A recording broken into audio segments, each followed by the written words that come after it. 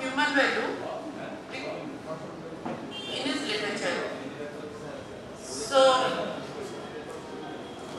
before going to the topic, I like to discuss a little on human value.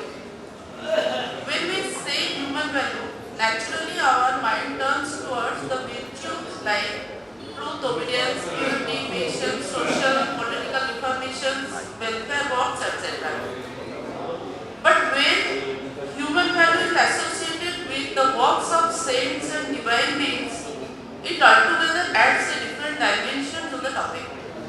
The history of humanity periodically experiences great upheavals in intellectual, social, moral, religious and political planes.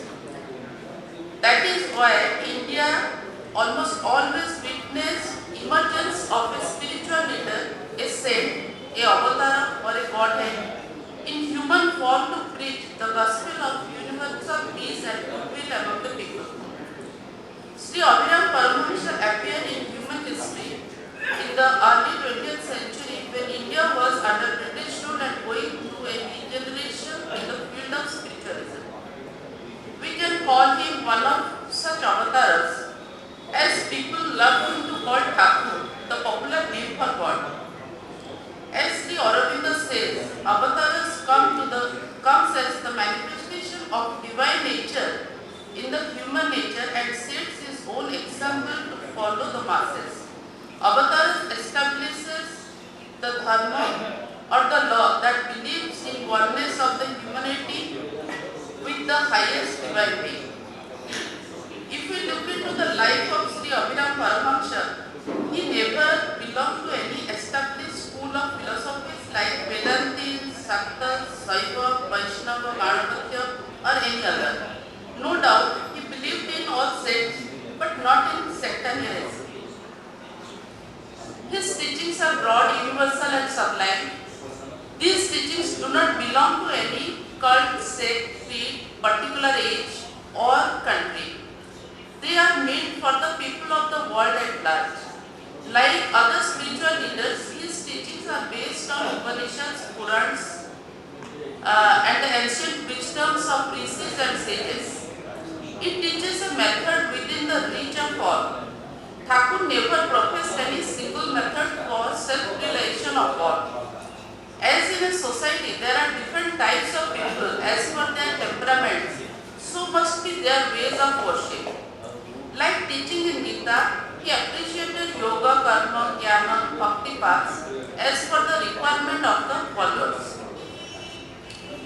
Because the ultimate goal of all mankind, the aim and the end of all religion is one, the reunion with God. In Koili Sikhya, Pratham Koili, page 226, Thakur describes human life is the highest creation of God and obtaining a human form is a rare opportunity for all men. Man is separated from its true nature, the divine self, by ignorance of fear and limitations. Once man sets the seed of fear and ignorance, he can realize the all-pervading supreme in all elements of the creation. He could understand the ultimate truth, God is present in every jiva. There is no other God beside that. Who serves God serves jiva indeed.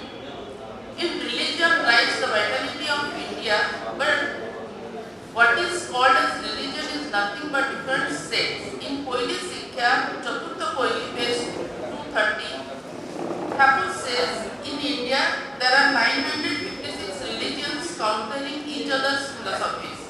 But they forget that this land is a vast ocean of humanity composed of these race waves. The only dharma in the mortal world is the Jiva Dharma, the essence of Sulata Dharma. According to him, the Dharma means to uphold, and who else can uphold this mortal world besides the Supreme Being himself?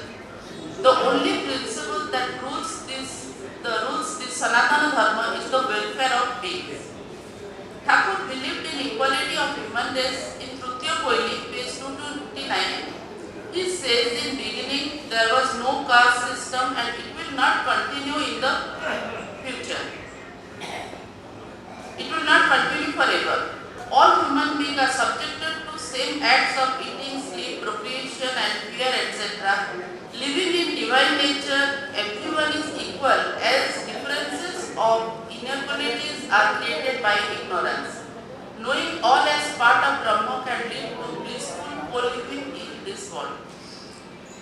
We see love everywhere in the nature. Love is the only binding force that keeps the world going. But the highest love is the love for the God.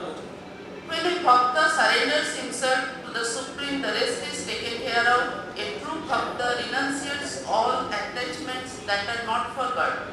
Bhakti purifies the heart, and in a pure heart, only the God can reside. This attachment to the God does not bind the soul but effectively breaks all its bondages. The Jiva Mukta state is the only aim of all spiritual process. Thakur said, Ananda, the blissful state of Jiva, is the ultimate aim of every individual. He emphasized on three things: faith, unconditional surrender, and love. Human value is the manifestation of divine presented already in every man. It is like a process of being and the become. So, shortly I am presenting this view, and later I will elaborate on these points and I will